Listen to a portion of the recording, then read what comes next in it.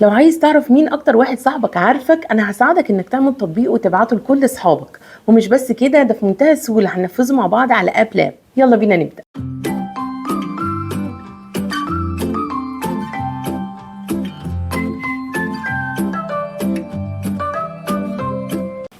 اهلا بكل اصحاب المبرمجين. النهارده هنعمل مع بعض تاني مشروع على اب لاب. وزي ما قلنا في الاول، هو اب انت بتعمله ان انت بتسال صحابك اسئله عنك، ولو جاوبوا صح يبقى هم فعلا بجد يعرفوك كويس، ولو جاوبوا غلط يقدروا ان هم يحاولوا تاني، او ان هم خلاص خلصت محاولتهم. هنفتح اب لاب وهنلاقي برده اللينك تحت في الوصف، وهندوس على تراي اب لاب. اول حاجه هنعملها ان احنا هنعمل رينيم فوق ونسمي المشروع بتاعنا، سموه بالاسم اللي يعجبكم، عربي انجليزي اللغه اللي تريحكم، بس يكون اسم طبعا ريليتد للابلكيشن، زي مثلا ار يو ا جود فريند، هل انت صديق كويس، حاجه كده بتدل على المشروع بتاعك. من الحاجات نسيت اقول لكم عليها ان مهم قوي ان انتوا تعملوا اكونت على كود دوت اورج.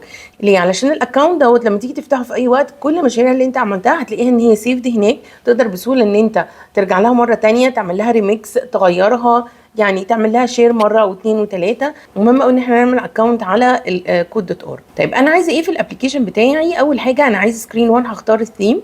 هروح اخترت الثيم. انا ممكن طبعا اكرييت انا الوان من عندي، بس انا رحت اخترت الثيم من الحاجات اللي موجوده. اخترت اللي هو اندر ذا سي. طب انا عايزه ايه؟ انا عايزه ليبل اللي هو بيقول الابلكيشن دوت هو عباره عن ايه، وعايزه ليبل تاني اللي هو بيسال السؤال، وبوتن اللي هو هياخد الاجابه بتاعه الانبوت بتاع اليوزر يديهولي. يبقى انا كمان عايزه تكست انبوت، فجبت هنا البوتن بتاعي، وكمان جبت ليبل، والليبل كتبت فيه ار يو ا ترو فريند، وكتبت السؤال اللي انا عايزاه في الليبل دوت. السؤال ده ان هو مش عشان هو يجاوب عليه، لا، السؤال دوت بالنسبه لي ان هو زي ما يكون عنوان او اسم للابلكيشن بتاعي، ار يو ا ترو فريند. طبعا كل واحد برضو يسمي اللي هو عايزه، الحاجات دي مش هتفرق معايا في الكودينج في اي حاجه، فكل واحد يعمل اللي هو عايزه. بالنسبه لاختيار الالوان، الفونت، البوردرز، الفونت يكون ميدل، ليفت، رايت، كل الحاجات اللي انا بغيرها في السيتنجز دي، كل واحد اكيد يعمل اللي على مزاجه. انت عندك حاجات كتير قوي تقدر ان انت تغيرها وتجرب فيها عشان تعرف الاب لاب بيشتغل ازاي، وتتعود اكتر على الانترفيس بتاعه. بعد كده هروح اسمي البوتن بتاعي تشيك اندرسكور بوتن، عشان معلش ما كنتش سميته. ده مهم قوي ان احنا نسمي اسامي ريليتد، عشان دي الحاجات اللي هنستخدمها في الكود. وبعدين هسمي الاي دي بتاعي اللي هو الانبوت تكست انبوت، هسميه انسر اندرسكور انبوت، اي ان اس ديت شورت فور انسر اندرسكور انبوت. البليس هولدر ديت اللي هحط فيها الكلمه اللي انا المفروض ان انا عايزاه يكتبها له، اللي هي بتبقى دايما لما بتفتحوا اي ابلكيشن بتبقى مكتوبه بالجري الخفيفه كده، علشان تقول لليوزر ايه المفروض اللي هيدخل هنا. ودي من الحاجات المميزه جدا بصراحه اللي بحبها في اب لاب، ان هي بتعودك من سن صغير ان انت ازاي الابلكيشن بتشتغل، والحاجات ديت الناس بتعملها ازاي، وتبقى متعود على فكره الاب، عشان تيجي في يوم من الايام ان شاء الله تكريت اب تبقى عارف كويس قوي، متعود على الحاجات المفروض تبقى موجوده فيه. هنا هسال السؤال، هحط كمان ليبل، وهسال فيه سؤال ايه هو واتس يور فيفورت كلر. هساله قصدي وات از ماي فيفورت كلر. وبعدين كمان هساله وكتبتها كمان بالعربي ما هو لوني المفضل. ممكن تكتبها باللغتين، بلغه واحده، تكتبها بلغه ثالثه، مفيش مشكله. خلاص انا كده تقريبا السكرين 1 بتاعتي خلصت. هتنقل بقى بعد ما ظبطت شويه حاجات فيها في الشكل، هتنقل واعمل ايه سكرين 2. هاجي هنا لسكرين 2، انا عايزه ان سكرين 2 ديت تقول له ان انت لو جاوبت صح يو ار ا ريل ترو فريند، يعني انت فعلا بجد صديق حقيقي، او اي مسج انت عايز تقولها لاصحابك.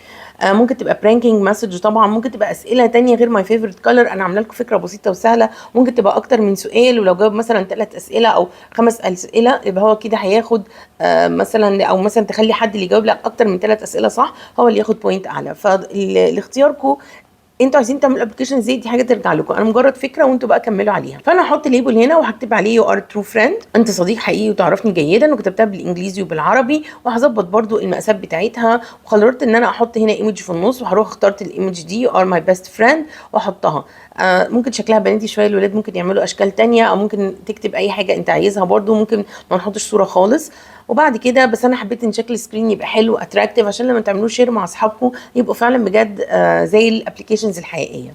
فكل ما بتهتم اكتر بالانترفيس بتاعك، كل ما هو هيبقى شكله احلى، وكل ما هيبقى شكله اقوى، كل ما هيبقى شكله حلو، واصحابك يحسوا فعلا بجد ان هو زي الحقيقي. بعد ما حطيت الكلام ده كله، سكرين 2 ان هو هحط زرار تحت وهسميه اجين، وهسميه اجين اندرسكور بوتن. طيب ليه انا عملت الزرار دوت وسميته هنا اجين واجين اندرسكور بوتن؟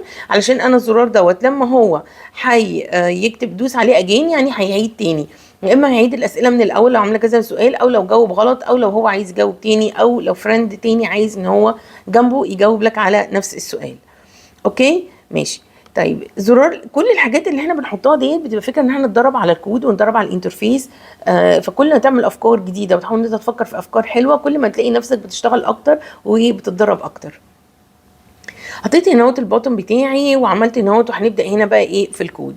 اول حاجه انا عملتها هو الايفنت اللي هو الايه وين كليك، اللي انا ايه البوتن لما كليك لما يحصل ايه البوتن كليك. اول حاجه جبت فاريبل وسميته color equal blue. برضو لو حد مش عارف ايه الفاريبل ممكن يرجع لحلقات السكراتش فشرح بالتفصيل فيها ايه هي الفاريبلز. الفاريبل دلوقتي ليه عملت فاريبل color equal blue؟ عشان لو استخدمت الكالر اكتر من مره ما اقعدش كل شويه لو انا غيرت رايي وعايزه اغيرها في يوم من الايام من ريد لريد او جرين او يلو او اي لون تاني، ما اقعدش اغير كل كلمه بلو اللي انا كاتباها. لا انا بس هروح لفاريبل كالر واغيرها من بلو لريد، يبقى هي اوتوماتيك اتغيرت في كل الكود عندي. فبيبقى مهم قوي فكره ان احنا نستخدم فاريبل، ما نعتمدش ان احنا نكرر الكلمه اكتر من مره.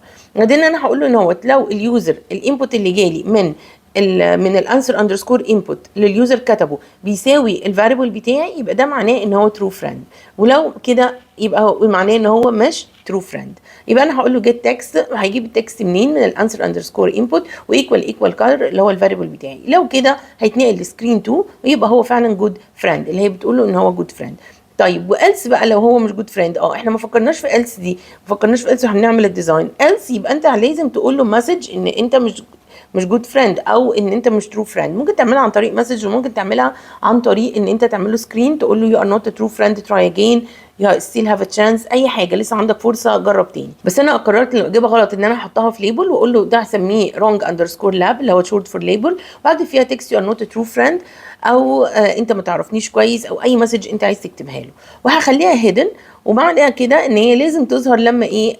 هظهرها لما يدوس على في الالس بتاعتي. يعني هي هنا هتبقى هيدن وفي الالس اللي في الكود هعمل لها ايه؟ شو element. هرجع تاني هنا بقى للكود بتاعي في الالس واقوم قايله له else show element wrong underscore label. ولو جينا هنا نجرب ايه ده؟ انا طلعت عامله غلطه اني ما خدتش بالي اني حطيت الايفنت بتاعي ان هو على اون ايفنت. المفروض ان هو مش كليك اي دي، لا المفروض اختار اسم البوتن، وكمان نسيت اغير الاسم بتاع البوتن من بوتن انا كاتباه عليه بوتن. خلي بالكم شايفين الورنينج اللي طلع ده اللي هو الديباج كونسول ده طلع لي ان انا في حاجه عندي غلط. انا مبسوطه جدا ان انا عملت الغلطه دي عشان تعرفوا ان مفيش حد بيعمل حاجه صح دايما، عادي كلنا بنغلط وكلنا بنتلخبط ودي حاجه عاديه جدا. مش لازم اطلع قدامكم بيرفكت، لا انا بغلط كتير ساعات وانا بعمل الكود حتى لو هو سهل وحتى هو بسيط، بس ساعات الواحد بيتلخبط عادي. هقول له بقى ان هو لما يكليك يكليك البوتن اللي هو تشيك اندرسكور بوتن، وكمان هروح في الديزاين واغير الاسم بتاع البوتن بتاعي لكلمه تشيك. اوكي هجرب بقى الكود هنا واشوف هو شغال ولا لا وكله تمام ولا لا. وطلع ان الكود بتاعي شغال مفيش اي مشكله فيه الحمد لله وكله تمام. طيب بعد ما طلع ان هو شغال ومفيش اي غلطات فيه قررت ان انا عايزه ما عملتش الزرار بتاع اجين. بعد ما كنت طلع الكود شغال هروح اجرب تاني الزرار بتاع اجين اون ايفنت اجين اندرسكور بوتن. لما حد يدوس على اجين هتعمل ايه؟ هتسيت سكرين لسكرين 1. عايزاك تعمل ايه؟ تروح لسكرين 1. وعايزه خلي بالكم لما يروح لسكرين 1 لازم يعمل هايد للليبل بتاعي اللي هو رونج، فهقول له كمان هايد element اللي هو رونج اندرسكور ليبل. يبقى انا كده عملت سيت اب كامل للسكرين بتاعتي، عملت الكود بتاعي خلاص. البرنامج بتاعنا خلص، لذيذ وخفيف ولطيف وحلو جدا. اقل حاجه ان انت تقدر تعمل شير مع اصحابك، ممكن نعمل له افكار كتيره جدا، ممكن نعمل له اكتر من سكرين، ممكن نعمله بكلام مختلف، ممكن نعمله باسئله مختلفه. منتظره ابداعكم ومنتظره افكاركم. ما تنسوش دايما تابعونا على السوشيال ميديا واللايك وشير، وتابعوا لنا تطبيقاتكم تحت هاشتاج كود فور اول. لايك وشير وسبسكرايب. هابي كودينج.